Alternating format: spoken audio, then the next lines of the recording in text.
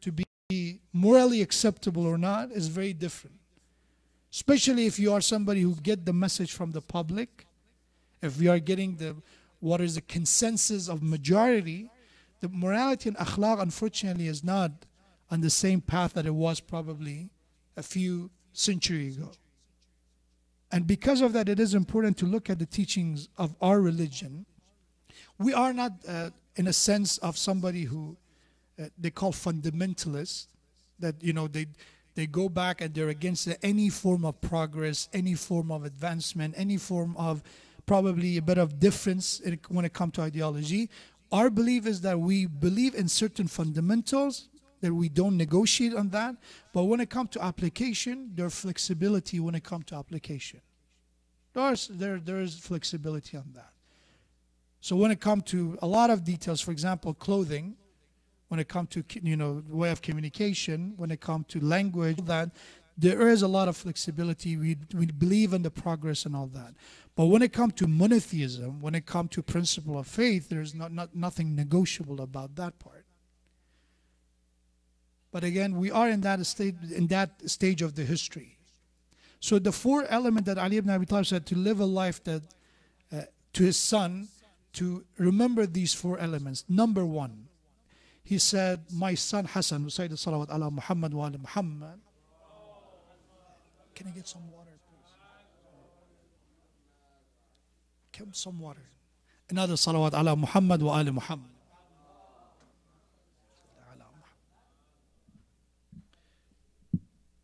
The first one, Ali ibn Abi Talib said, my son, the greatest treasure that you can possess and the wealthiest person you can become is if you are intellectual. The greatest ghina, the greatest wealth is intellect, is aql. And this is the wisdom of Ali ibn Abi Talib 1400 years ago. What is aql? The word aql literally means, anybody knows? The literal translation of the word aql. No. Literal, not what it means in the context of aql and aqil, no. The literal root of it in Arabic. Tie. Knot. Iqala, aql, when they used to basically tie the knees of the camel in order to don't let it move and leave, that was aqal, aql. And they call intellect, wisdom, aql, because a wise person, an intellectual person doesn't say whatever, doesn't do whatever. They have that tie and knot over their decisions, over their thoughts, over their ideas. There is a filter between what it comes, what they receive, and what they reflect. An intellectual person is the one who have this ability. Another salawat ala Muhammad.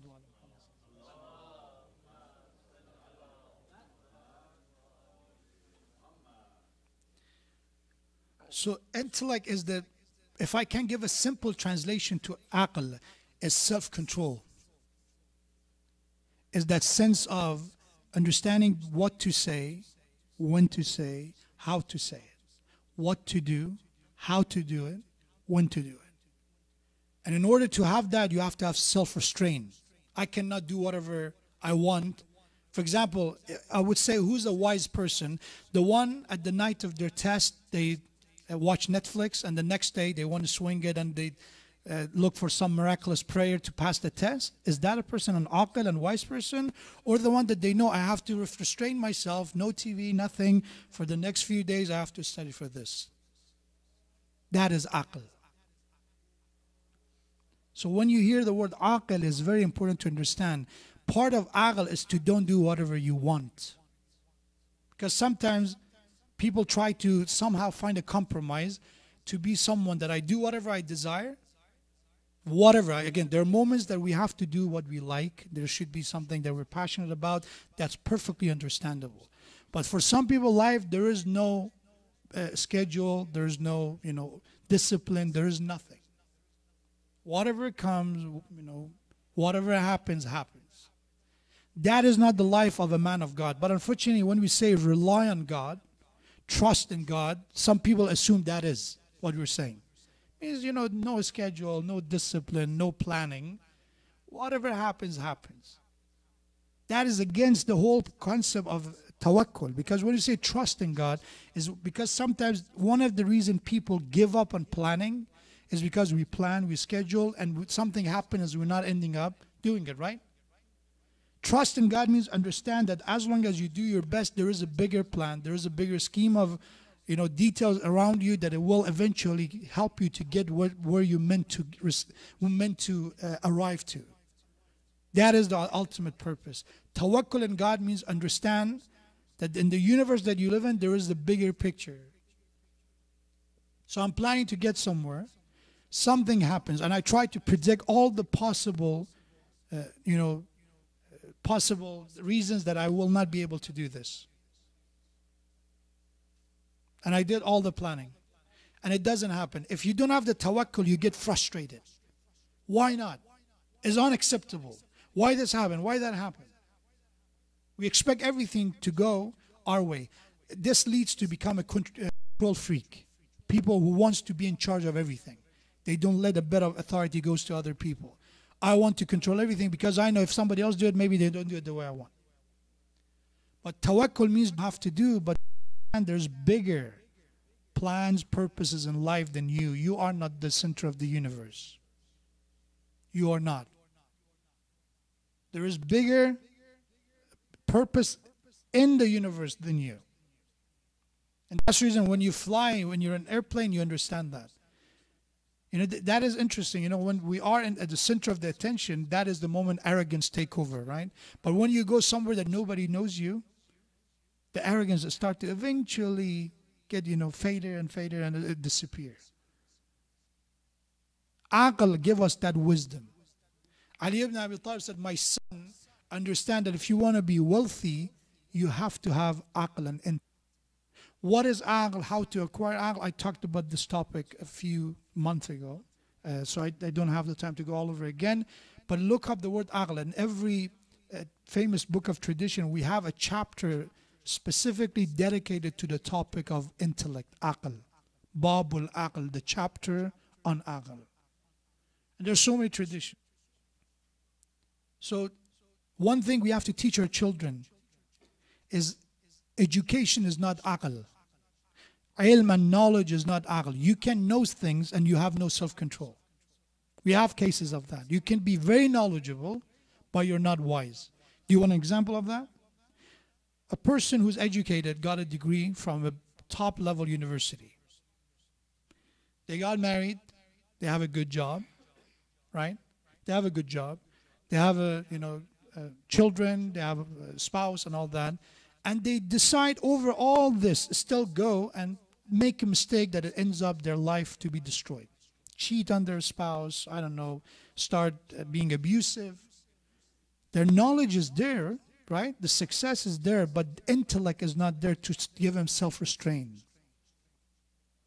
They do whatever they desire at the moment. They cave into the temptation. And that is, you make an ignorant decision. You literally put wisdom in cage, right?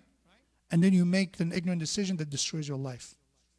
So education is not what we have to teach our children. School does that for us. Society nowadays does it. People can literally take a class online and learn something. I know a lot of our young people who learn how to code without going to school. They just look it up online and start practicing. So education is not something we have to be worried about. Aql, on the other hand, is something that we have to step by step implement in their behavior. They should become more responsible. They should understand, these are the discipline. It opens the path to intellect. When there is discipline, there is aql. Lack of discipline will not acquire aql. That's number one.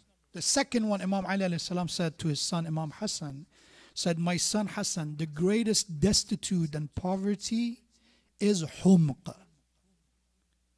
Humq is a type of ignorance. It's not jahl. Himaqat, one of the words that they use for it is stupidity. But the reality is that himaqat is a other side of the aql, which has nothing to do with education. Has nothing to do with education. So a person who's, we call that in tradition, we have al-ahmaq. Right? Al-ahmaq is a simple-minded. The one who doesn't see the consequence before they're doing they commit to it. So the greatest poverty, the poorest person is the one who have this level of ignorance.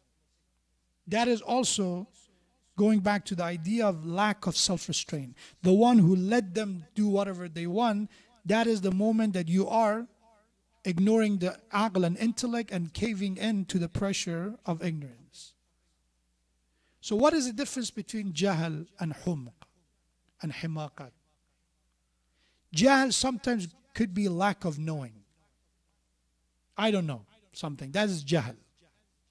I did not know the right answer. I did not know how to do it right. I was using it wrong. That is jahl.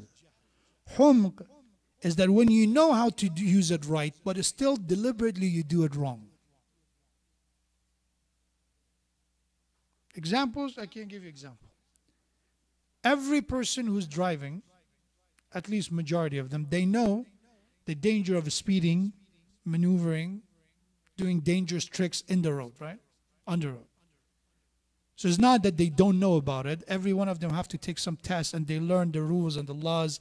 And pretty much if you ask them, they know that it is a danger for their own life and other people's lives to do it. But what some individual, they take the risk. That is the word humq. And that is the poorest person we can deal with. And I can say how many times I deal with couples that there is no logic, there is no wisdom, there is no intellect to debate between them because what they stick to is humq. It's literally, it makes no sense why they're trying to destroy their marriage. Make no sense. But what they heard is, I have to be happy. I have to be happy. And this is one of those cliche statements, which it is true. In marriage, you have to be happy. But it doesn't mean you can't do whatever you want either. That is the part that unfortunately, now we package ignorance in the name of wisdom and intellect. That is the time we live in. You get a video, you get a couple of poetries, you get a couple of messages, and we think that is wisdom, when in reality, they're literally packaged ignorance. If you ask any MFT, marriage and family therapist, they will tell you every marriage requires work. Requires work. You have to, be patient. You have to understand there are moments of, that you have to be forgiving. There's a moment that you have to, endure some difficulties. That is marriage. You work through it. And like everything else that required maintenance, marriage also required maintenance. That is what it is being said about it. But unfortunately, the package is, if you feel that the marriage you are is a dead end, and you think you are a bird that is dying in the fist of the person that loves you, you have to fly. You have to fly. And this idea is being promoted by some individual. And these are the individuals that usually end up in another failed relationship, another failed one, another one. Because as a human beings, we are creatures that we like everything to, refresh. That's the reason we get new phones and new laptops and new houses and new cars. If you leave us with that mentality, we want a new relationship as well if you leave us with that.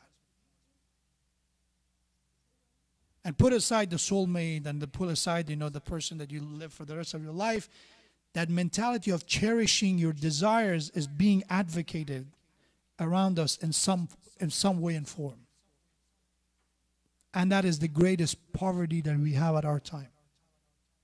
That is humq. That is that ignorance that exists.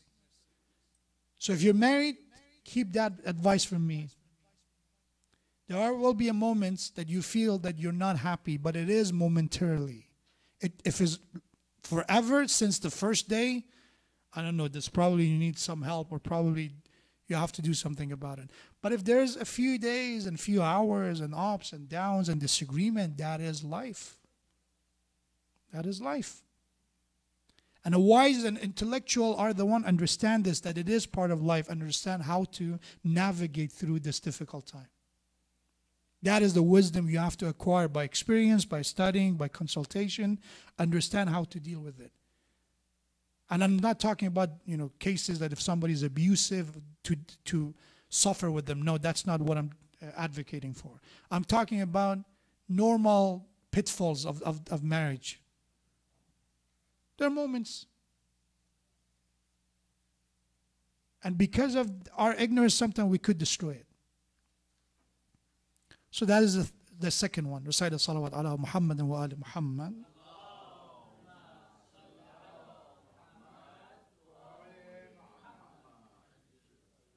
The next one, Imam Ali alayhi salatu wasalam said, وَأَوْحَشُ الْوَحْشَ الْعُجْبِ.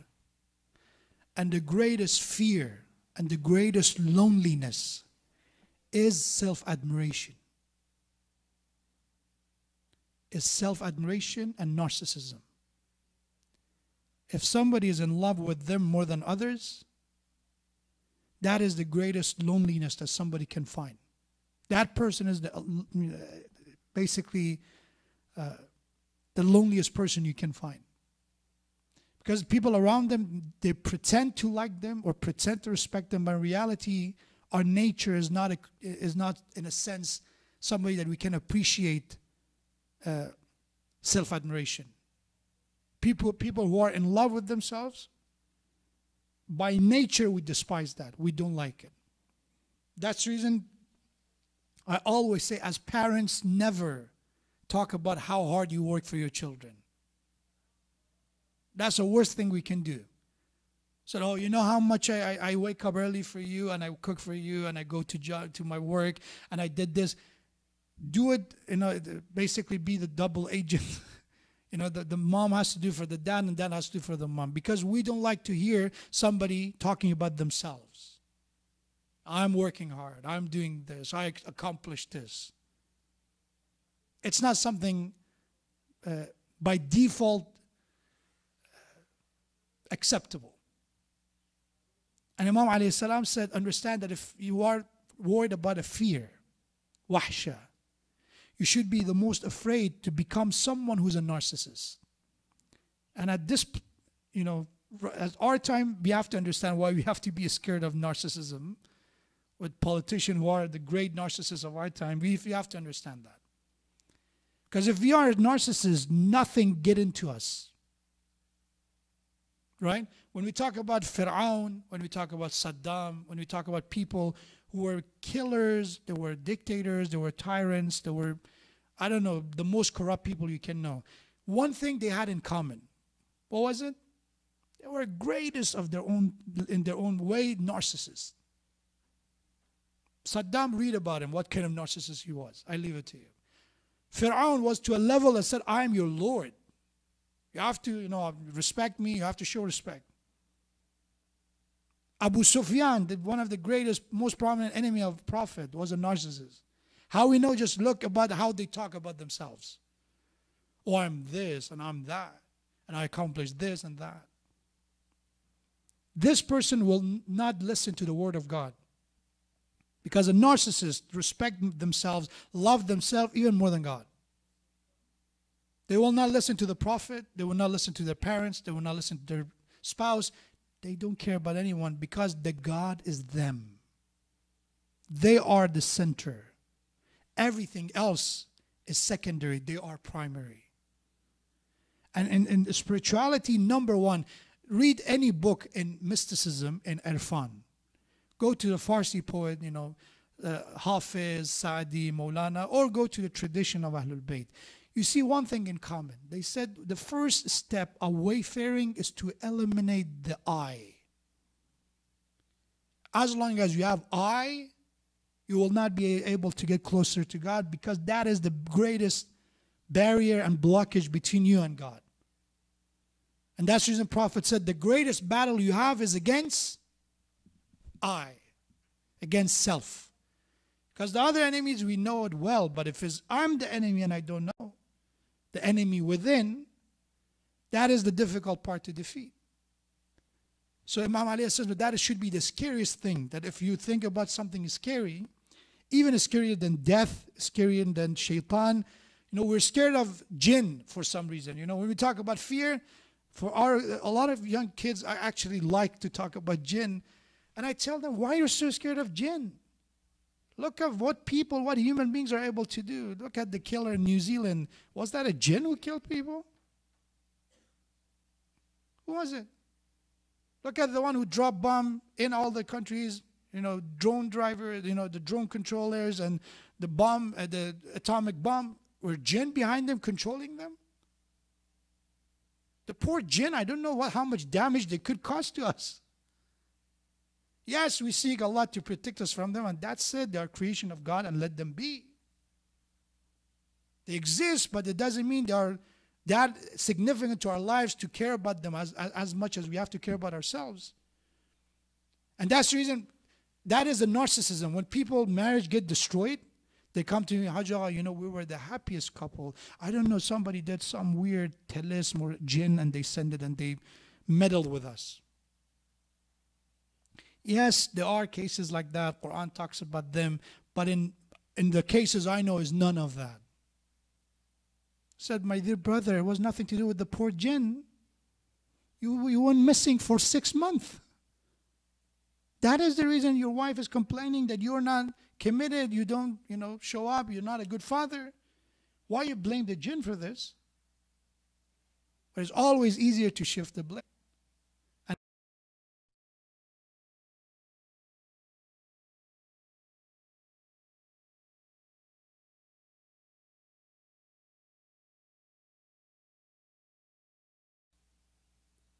Considering yourself, your word, your ideas more than God, more than others. How to detect narcissism? If I don't care for people's opinion. If I don't have, a resource to go back and check and double check my ideas, my values, my principles. I have no source to go back to. If I'm somebody that I care about my happiness and I'm not ready to sacrifice anything, I don't negotiate on my comfort at all. These are some of the signs of self-admiration. And the last one, in this case, that Imam alayhi salam said to his son, my son, oblige yourself to 4 messages, to 4 lessons. Number 4, he said, my son, the greatest family legacy that you could have is well manners. When we talk about family legacy, called hasab nasab. So your legacy or my ancestry or my forefathers or this and that, Imam Ali said, my son, your greatest family legacy is your akhlaq, husnul khul.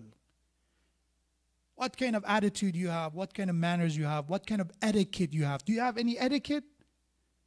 If you have the greatest family class and legacy you could ever have. But if your forefathers even go to the Prophet sallallahu alaihi wasallam, Allahumma salli ala Muhammad. And may Allah inshallah bless our Sadat and Sayyids. But as the word of Ahlul Bayt, if their actions and their akhlaq has no resemblance of the life of Ahlul Bayt, what's the point? What's the point? Because Salman, his character was close to the Prophet. Prophet said he is from Ahlul Bayt. Abazar, no blood relation between Abazar or Salman and the Prophet. But because of his character, said Abazar minna Ahlul Bayt. Abazar is from our family. And we have relative, Tabbat Yada Abu Labin. What tab? The uncle of the Prophet was cursed by God, even if it was the uncle, because his path was totally different. So if a Sayyid appreciate the legacy of the Prophet and has the akhlaq and the manners and the principles of the message of the Prophet, alhamdulillah rabbil alameen, they have totally respect, and we have to respect them regardless. But again, the greatest legacy that our family can leave for us is husnul khulq, etiquette. My dear brothers and sisters, much more important than what school our children go to.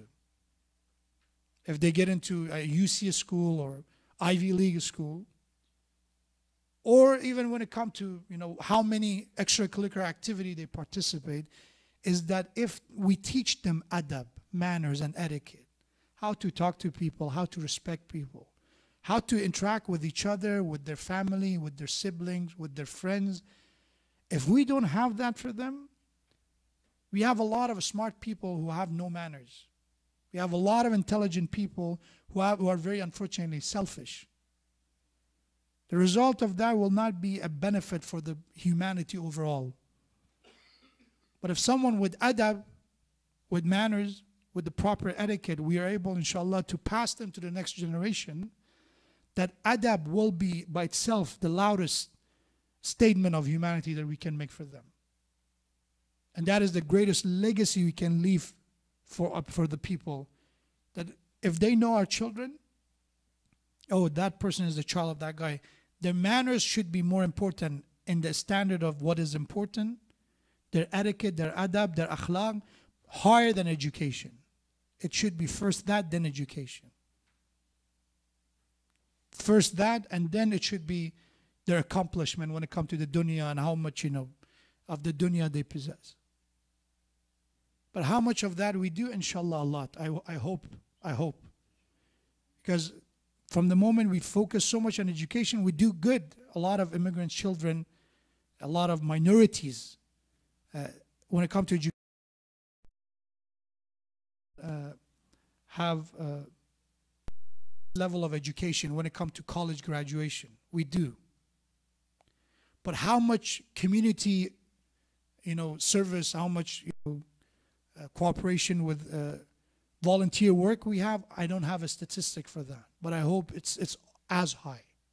If it is, we accomplish good.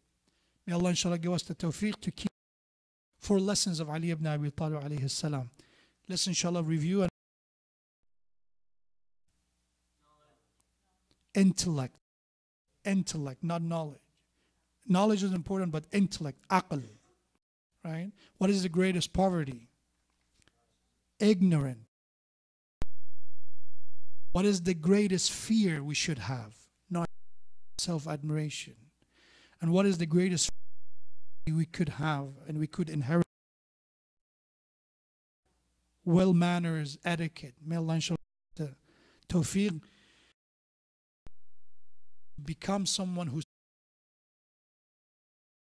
a number of Allah's blessing, but you won't be able to catch up. You won't be able to fully be thankful for Him. But still we say, Alhamdulillah Rabbil Alameen wa sallallahu ala Muhammadin wa alihi at-tahirin.